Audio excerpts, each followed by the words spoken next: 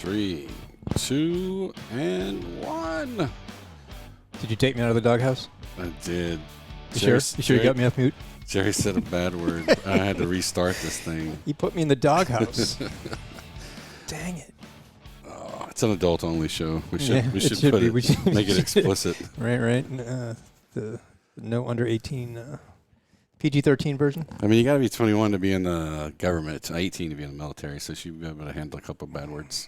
It's just, well, after a couple of months in the military, I'm sure you could handle a bunch of bad anything. Okay. All right, man, what do you got for us this week? Well, it was a good week. Yeah, so it was a good week. Just in case anybody was curious about last week, we got back into the house here, right? Yeah, we did it in the studio last week. Because the week before that, it was 2 weeks before that. Your stuff got stolen. You got it back. A shout out to the TSA and the detectives in Charlotte Airport that got my stuff back for me. It is rare anybody gives a shout out to the TSA. Oh, I know. But you're doing Sometimes they deserve it. And today, this is one of those times, I'm telling you. Yeah, we lost some, we got some podcasting gear that we can use on the road. And sure as crap, man, that's what got stolen. Yeah. It was the cool stuff. The only thing that got stolen. Yeah. It's crazy. But yeah, I got it all back. So awesome. It's good detective work. Yeah. Okay. Back to the market. Weekly update, 6 December 2020.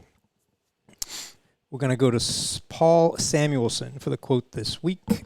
Investing should be more like watching paint dry or watching grass grow. If you want excitement, take $800 and go to Las Vegas, says Paul Samuelson. Sounds like pretty boring advice that investing should be like watching paint dry or watching grass grow. Coming from the guy who was the first American to win the Nobel Memorial Prize in Economic Science. When presented with the award, the Swedish Royal Academies described Samuelson as having done more than any contemporary economist to raise the level of scientific analysis in economic theory. Wow. Yeah, that's a lot of big impressive. Words. It does. It also is consistent with the really boring investing should be more like watching paint dry. But I think that's true. If you are looking at your TSP like you want it to go up and down like you would if you had $800 and you went to Vegas. Right. We're not playing the wrong game. We're not playing craps. Yeah. Blackjack. Playing the wrong game. Yeah. Blackjack. Right. I mean, we're going to get to the 10-day moving average and how important it has clearly become this week. If you hopefully by now some people are able to get on big charts or stock charts and draw their own charts and look at the 10-day moving average, because we're going to point out how really important it is.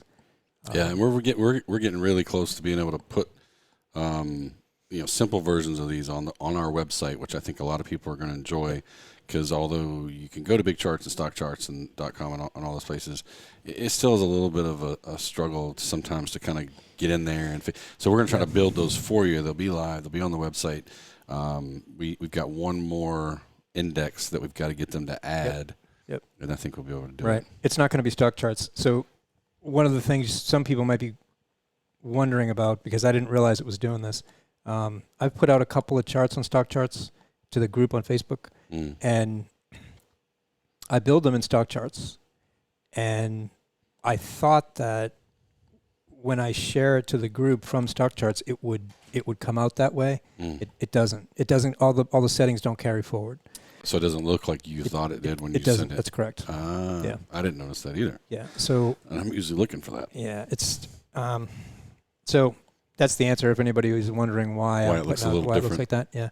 Yeah. So those are the things that we're going to really try to fix, because you're right. If you can go to the our site or Facebook or whatever and see the chart and then click on it and be able to adjust it and stuff. Or even just to look, like if we set it up with the 10, 50 and the 200-day moving average or something, all I need to do is look at it for a minute. Right. And I got it. It's good. Like, if I want to do more analysis, yes, I can get in there and tinker with it. But really, I think, for 80, 90% of our folks, is more about just kind of looking to see what's going on today. Yes. That's it.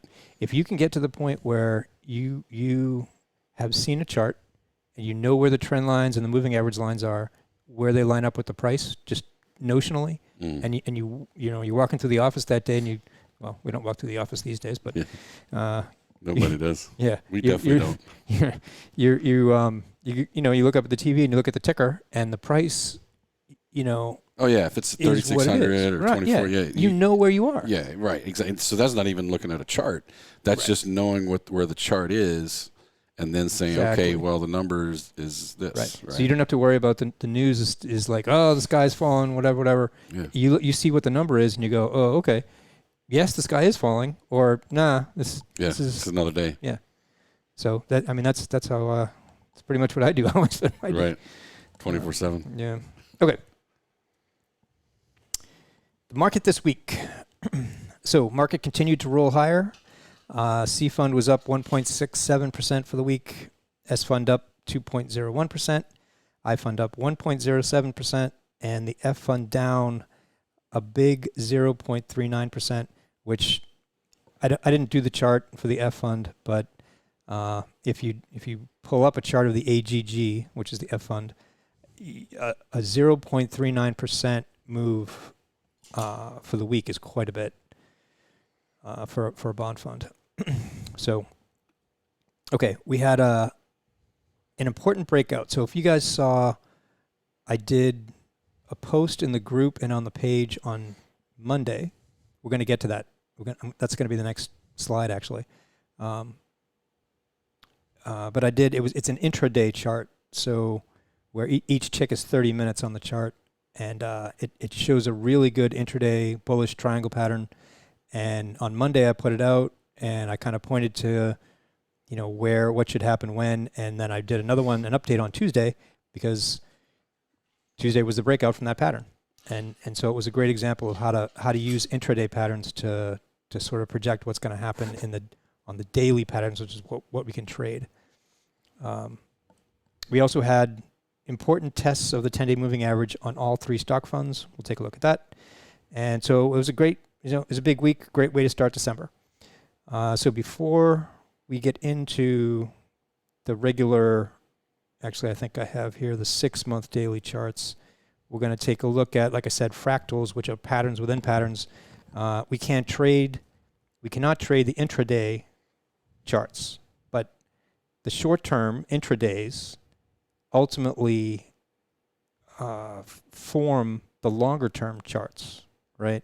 So fractals are patterns within patterns, and just because we can't actually trade on the intraday pattern doesn't mean it's not valuable to look at to see what's going to happen on the next larger scale chart that we can actually trade on. So we're going to look at those two and gaps, because there are a lot of gaps in there and they get filled, and we've talked about gaps before and what they mean. And then the last thing, because everybody is always asking, and it's the first show we're doing at the beginning of the month, my PIP for the not year to date, for the 12-month period that we're at right now. The last rolling 12 months, right? Right. PIP is rolling 12 months, 21.87%, which is good. There are, if you look at other groups on Facebook, there are people that have some outrageous PIPs, and that's awesome. I'm happy with my 21.87%, and really here's why. The C fund, the S&P 500, is up a little over 20% for right now. Basically, the PIP of the S&P 500 is a little over 20% right now. And so you look at that and you say, yeah, but we're 21.87%. Like, yeah, okay, we're a little bit better than the C fund, but we had to do a lot of moving around to get there. Mm-hmm. Yes. Because the PIP is only part of the story. Yes. So the important part of our story is, if you had stayed in the C fund for the past year, you would have taken a 34% hit, and it came back. But I don't know about you guys, but I don't want to take that 34% hit. Right?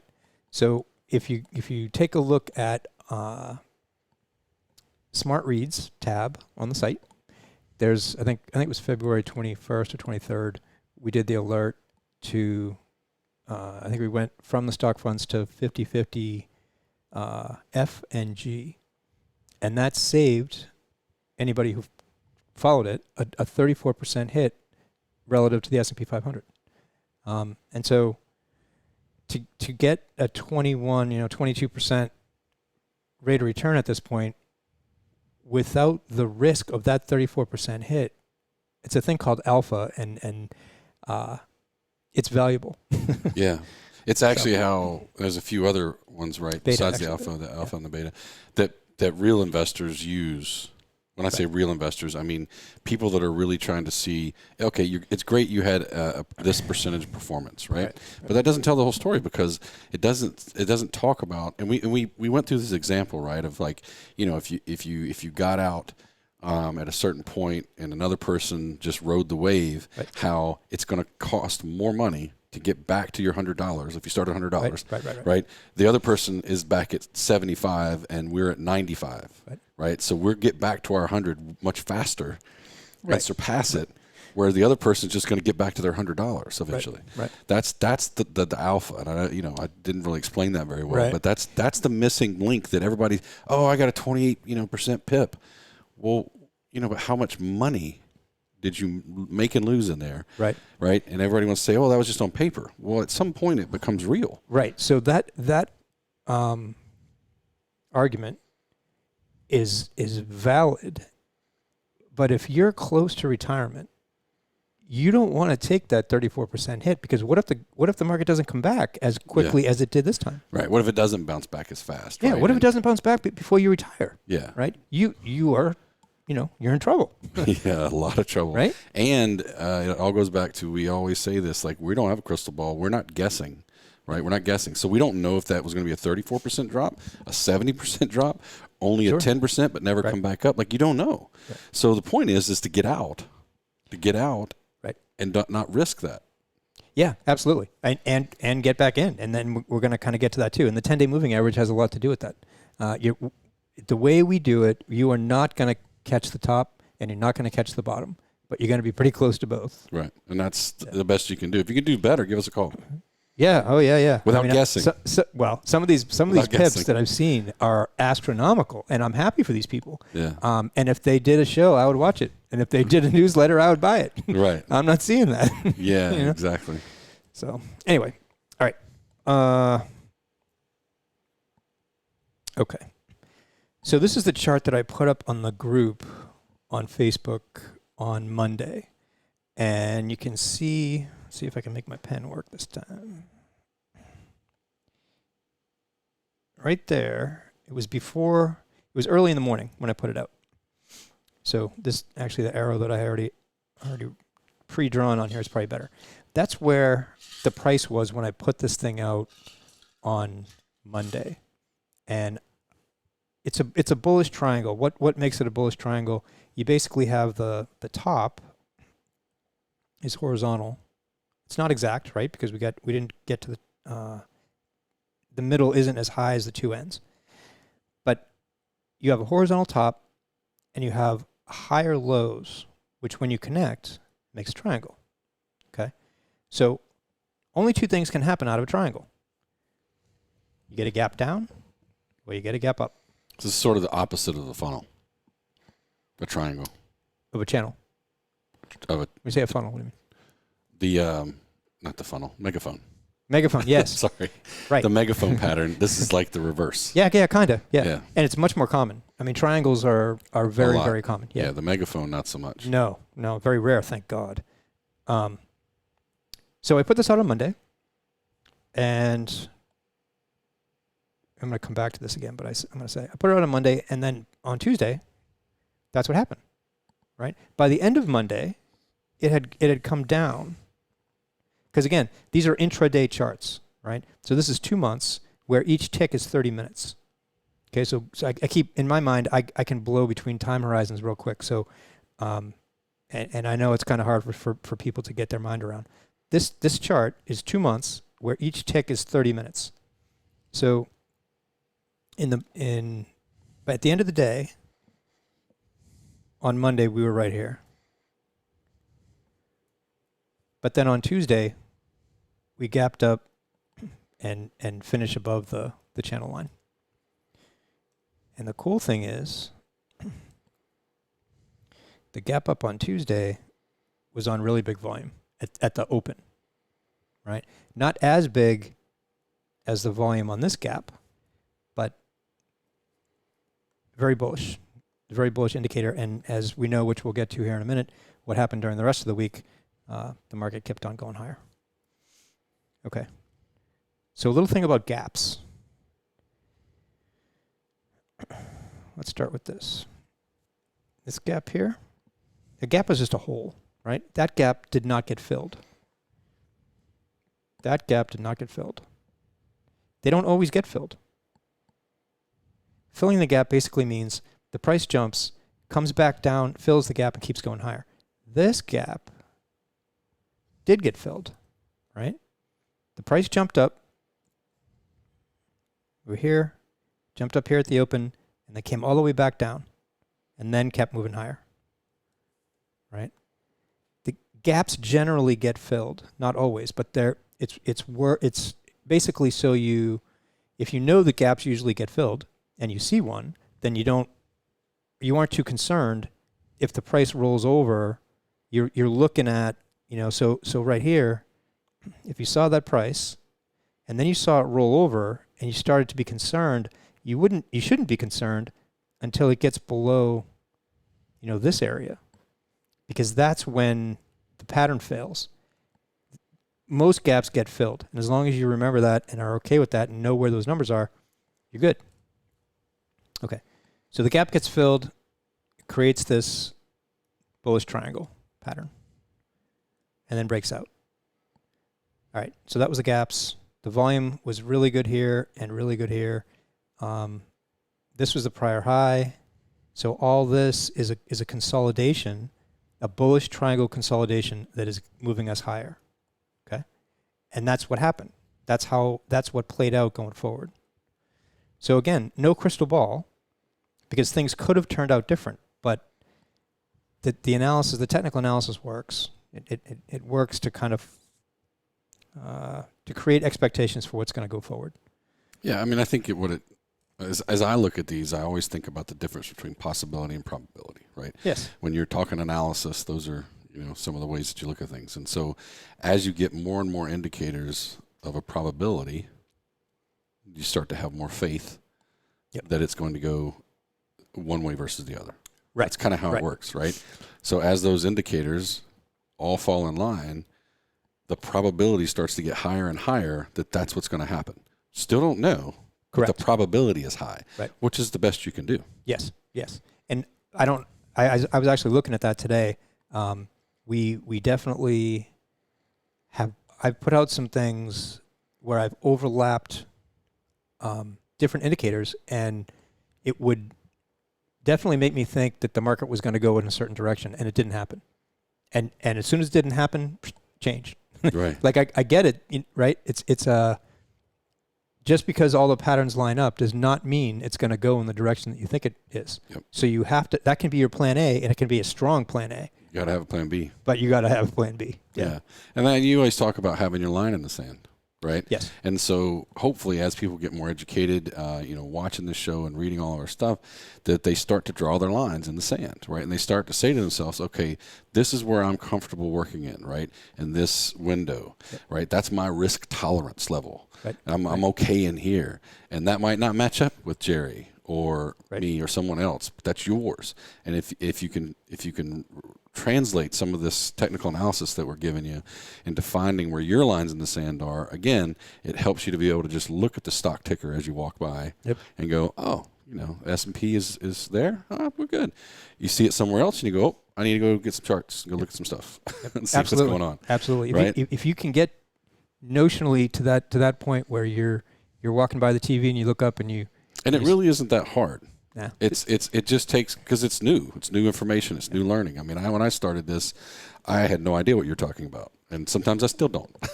Well, yeah, but I'm getting better at it, because once you kind of just take it on as a project to kind of learn, right? Do some reading, get into it a little bit. Let's just say it's a 90-day investment of learning. Sure. That will basically impact the rest of your life. Yeah. I mean, you can apply this stuff to stocks. It's not as clean. The broader the index, the better, I think. Certainly Elliott waves and technical analysis and all that works. Yeah, well, because an individual stock is just too volatile. It isn't. Too many things that could happen. The thing is, every individual thing, like take Tesla, for example, because it was a good one and we talked about it last week. Everything that happens affects the price of the stock, whereas the S&P 500 is 500 companies. Yeah, not one little thing is going to, or one big thing is going to impact the entire S&P 500, which is why people like Warren Buffett and others have just say, like, don't invest in singular stocks, invest in the indexes, because they're not as they're not as affected by these things. So, but yeah, so the idea again, we always try to think that there might be new people watching the show. Some of you might get tired of us saying this all the time, but if you learn these tool sets, right, you learn the stuff that we're talking about, and you have someone to validate against, right, which is what we use right now. That's when we send out an alert. It's not just to say make this change. It's hopefully validate what you're thinking.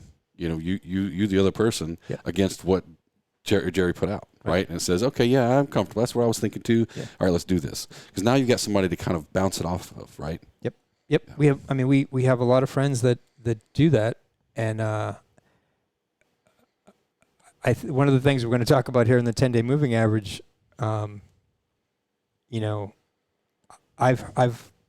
we had some big gains in November, and there's a lot of news, there's a lot of uncertainty, and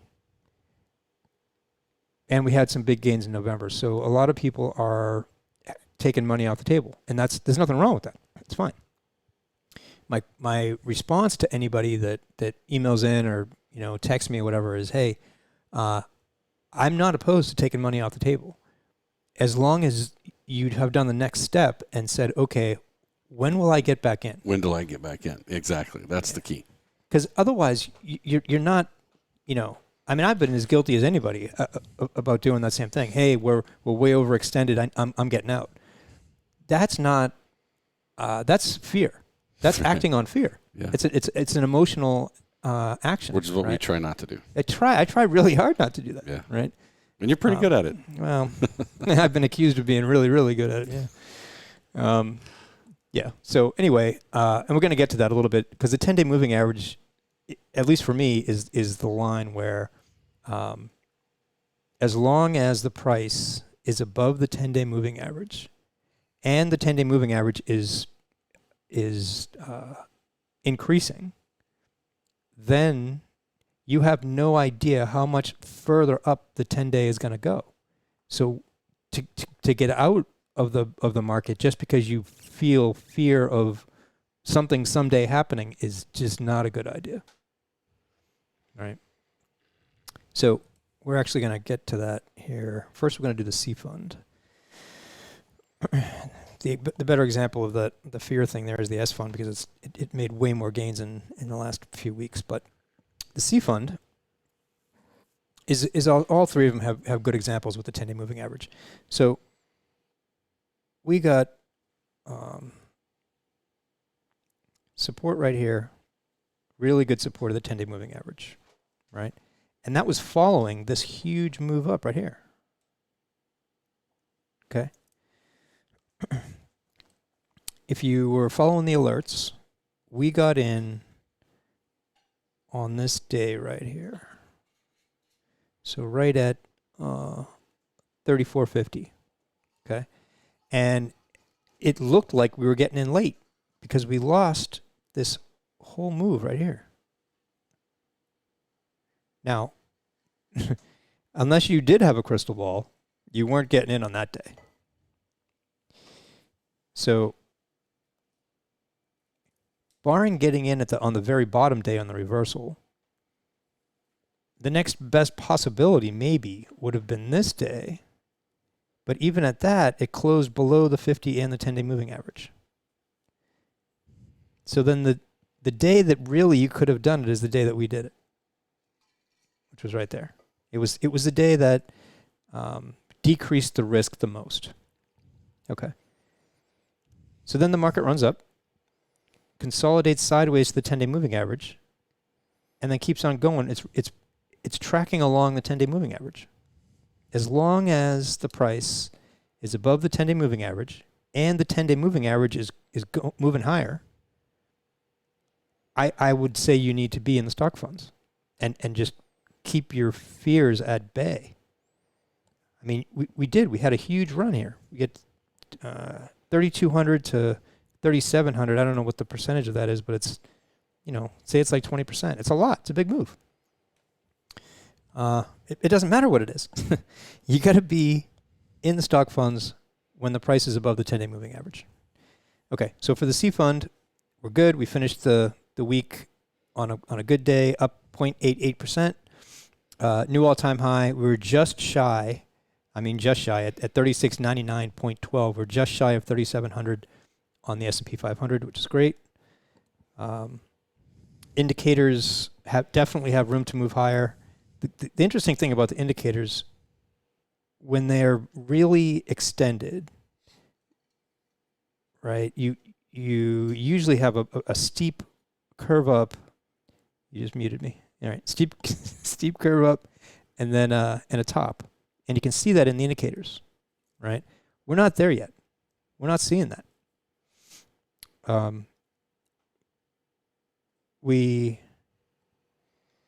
RSI, even though the prices are going higher, the RSI is not showing that we're overextended.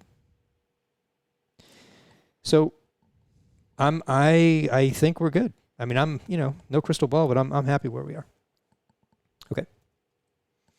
S fund has exploded higher, right, since this low at the end of October.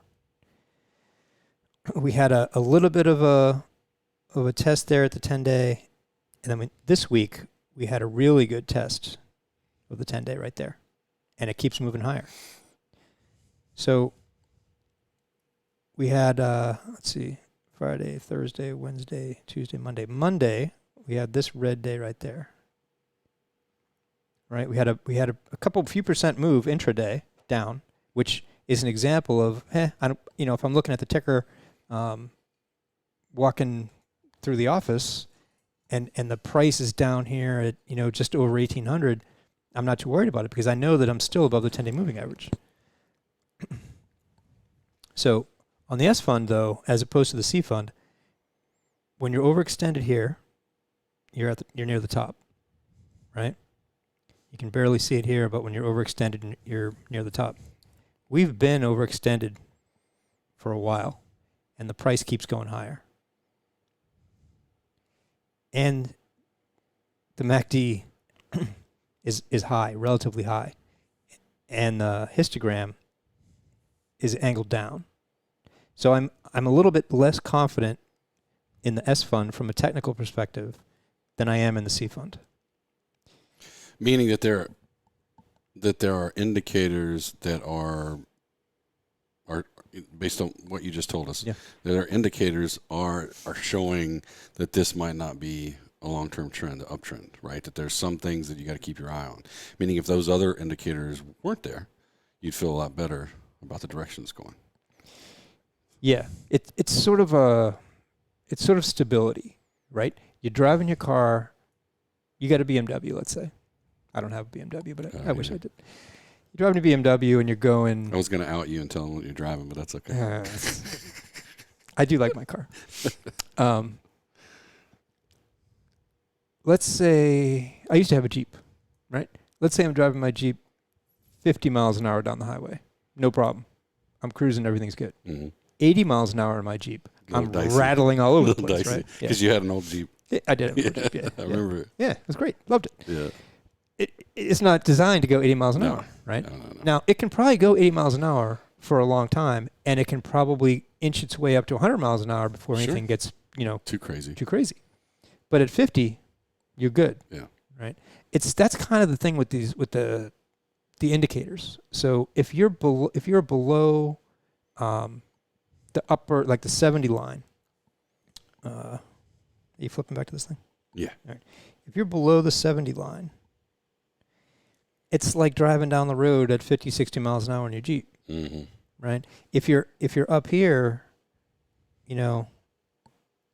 at 80, you're testing the limits Now you can stay there for a long time, and you can go faster there, but sooner or later it's going to roll over.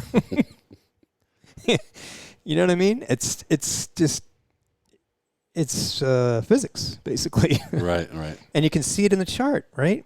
Top here, top here, top here, top here. This is an abnormality because we had a top right there, and it was like here, and the price kept going higher. So it doesn't so what I'm saying is, just because it hit an overbought RSI number doesn't mean the price can't go higher. It just means you got to be paid attention, right? That's exactly it. You got to be paying attention. Yeah. Right. Or you got to have somebody paying attention for you. Right. Right. Exactly. That's it. I had notes here. I didn't even realize that. Okay. Yeah. Huge run up on the S fund. So let's talk about this for a second. Huge run up on the S fund. So the question is, how high can it go? Right? And the answer is we don't know. So like we were just saying, we got an overextended RSI. We got the MACD, higher than it was back here at this high, and certainly higher than it was at that high. So you have to pay attention, but the answer is we just don't know. We don't know how high it can go. So if we don't know how high it can go, then what do we use as a tool to let us know when it's as close to the top as possible? And my answer to that question is the 10-day moving average, which, as you can see right there, it came down on Wednesday, hit the 10-day moving average, reversed, closed a little bit lower than the prior day, but closed at the top of the day's trading range, and then Thursday, Friday kept on moving higher.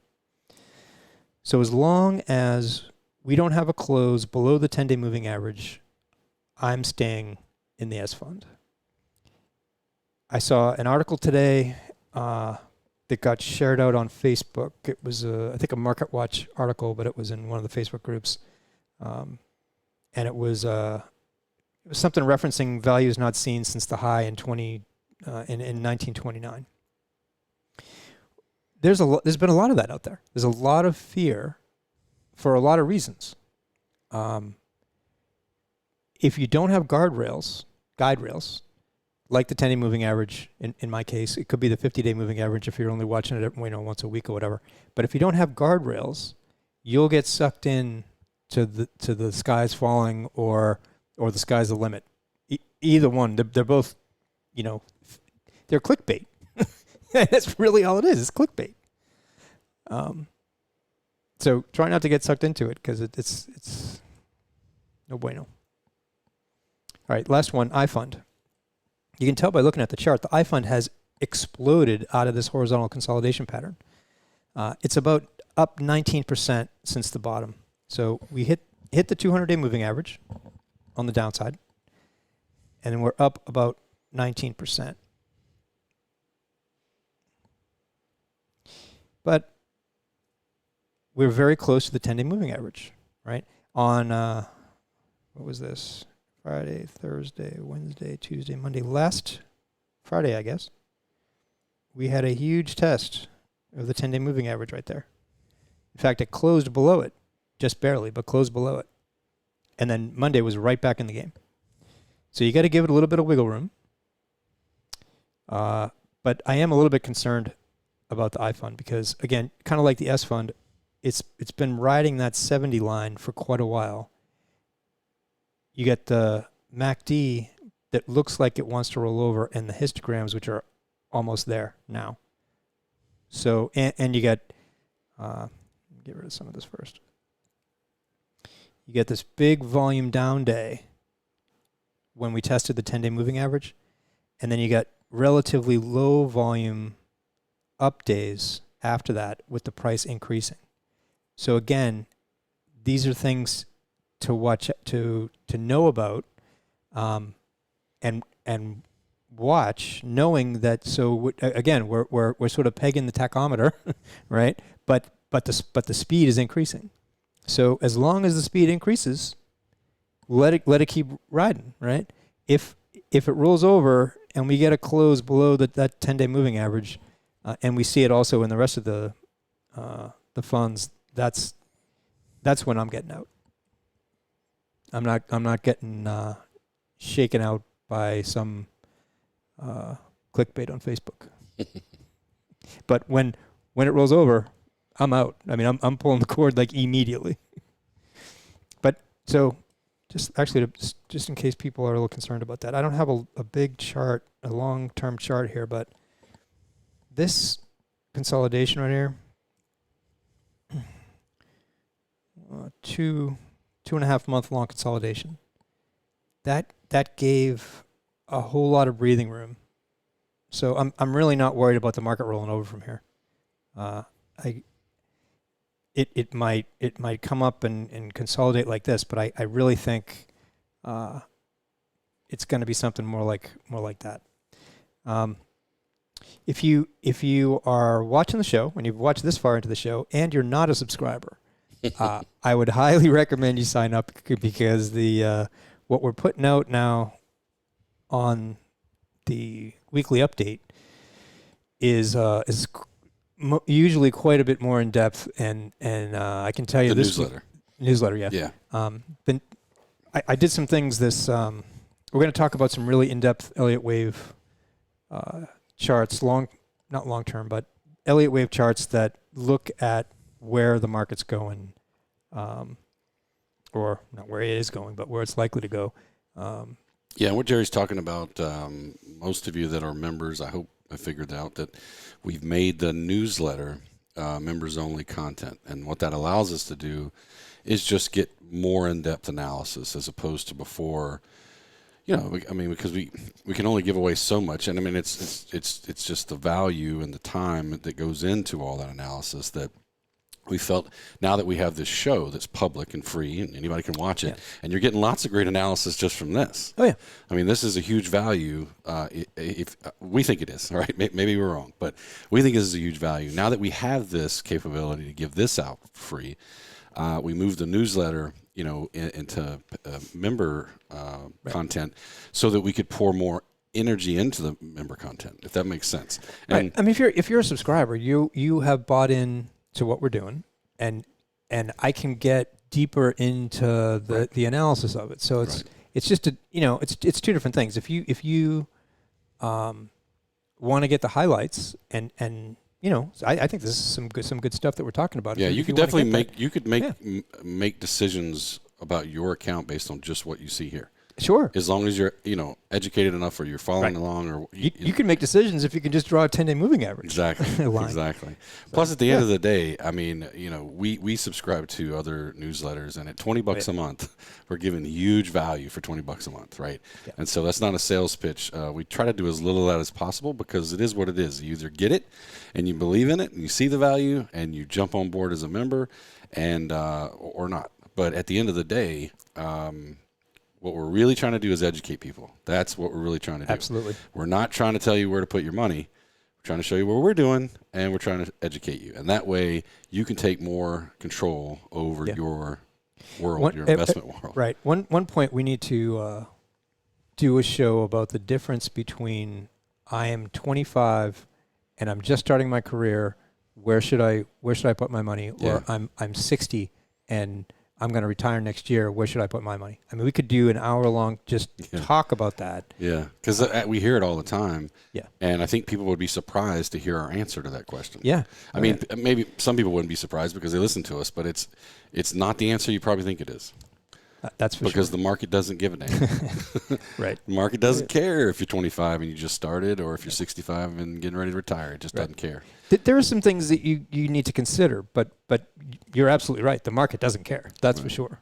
Yeah. What you have to really get, and this is what took me a long time to kind of wrap my head around, was you have to be actively managing it, right? You cannot set this on complete autopilot because no one else can manage it for you. That's different than if you have IRAs or other investments. Yeah. You've got a financial planner or an investment advisor that can push the buttons for you. Yep. It is not legally possible for someone to move your money in the TSP. So knowing that, you have to actively manage it. I tell people all the time, it's like actively managing your career. If you just leave it up to Same HR, thing. good luck. Good luck with that. Good luck with that. This is exactly the same. You have to, you have to actively manage it. B, you have to have a personal risk understanding, right? A tolerance level where you know where your little box is, where you're comfortable playing. And then you decide, well, do I want to get better at it, or do I just want to know enough that, hey, I'll get in and out, best I can. But you have to actively manage it.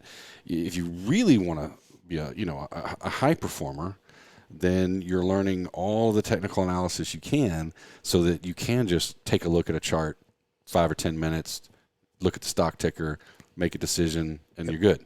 And then maybe validate it against something else. Sure. Yeah. Hopefully the people that are getting into this, with us are doing the same things that we are and looking at other people's stuff. Yeah. I mean, I do technical analysis, but fundamental analysis is actually a bigger piece of the overall sort of financial picture. There's a certification called a CFA, Chartered Financial Analyst, and there's a CMT, which is a Chartered Market Technician. The Market Technician certification is the alumni of that is way smaller than the CFA. Right, CFA is a much bigger pool of people than the CMT, and so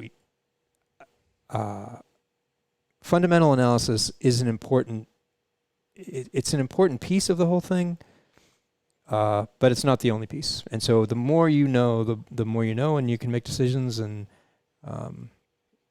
cue the more you know commercial. Yeah, or the more you know commercial. Yeah. The rainbow. I didn't mean to go rainbow on you, but yeah. I sidetracked you as usual. Where are we at on the charts? We are done with the charts. No way. Yeah. Wait, I did iFund, right? You did. Yeah. We're done with the charts. I thought I was keeping you for something. We were already at questions. No, we're good. Do you have any questions? I am out of questions, but I hope everybody else is not. Yeah. So we do our best to come in. After we post this, it comes out on every Sunday at 6:30. It comes out live on our Facebook page. If you like our Facebook page and click the little notification thing, Facebook will actually tell you when this is coming on, and you can pick up your phone and watch it. I mean, I actually watch it again because I'm more concerned about pushing buttons over here sometimes, and I don't hear everything. So I go back and watch it again to kind of get the gist of it. And so anyway, the point is Facebook will give you a notification. It then posts automatically, I think like 15 or 30 minutes later, in the group, but that's from like the YouTube thing. So basically the reason why we do that is Facebook is a lot easier to kind of like set it on that timer. Anyway, catch it first on the Facebook page. It actually helps the whole algorithm for us if you watch it on the Facebook page. Yeah. So we appreciate it if you do that. But anyway, if you don't want to watch it there, watch it on YouTube. Watch it anywhere you want to. Actually, there was somebody that wrote in on Facebook that was confused about that. Like, hey, you guys are saying it comes out at this time, but it's not actually coming out until that time. And yeah, the group gets it later than the Facebook page. That's what that is. Okay. It's just a Facebook thing. It's very hard to explain. But we post it organically in Facebook. Like Facebook, it's not a link to YouTube. The group is a link to YouTube. Right, and that's why it comes out a little later. Right. Just to be transparent, we're trying to drive people to our Facebook page, and to do that, we have to upload it into Facebook organically, because Facebook doesn't like you to have links. They'd rather have your Facebook movie. Right. So we do it on Facebook, and the point is try to get people that haven't seen it to see it, and the only way we can do that is put it out on the Facebook page first. It makes it work better. That's kind of why the delay. But the point is you can see it at 6:30. Yeah, definitely. So it's not that the group sees it later. No, just go watch it on the Facebook page. Yeah. The reason we put it in the group is more for long term. Like if you want to go find the weekly update. Let's say you're not paying attention to this on a Sunday, and you come in Monday morning or Tuesday or whatever, and you're like, oh, I didn't watch it for the week.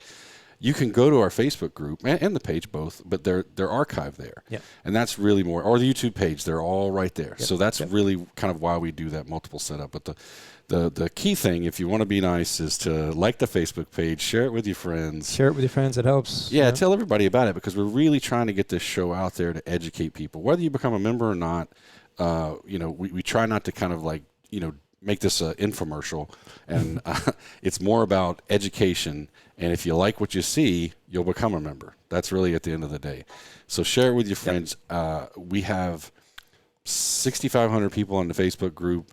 I don't know how many on the page. The point is there's 3 million people in the government and military, like that's actively in the TSP. And everybody's going to retire. And the more you know about how to manage your money, not only up to retirement, but in retirement is really, it's everything. Yeah. Being two guys that Jerry's about to retire, I've been retired for a few years.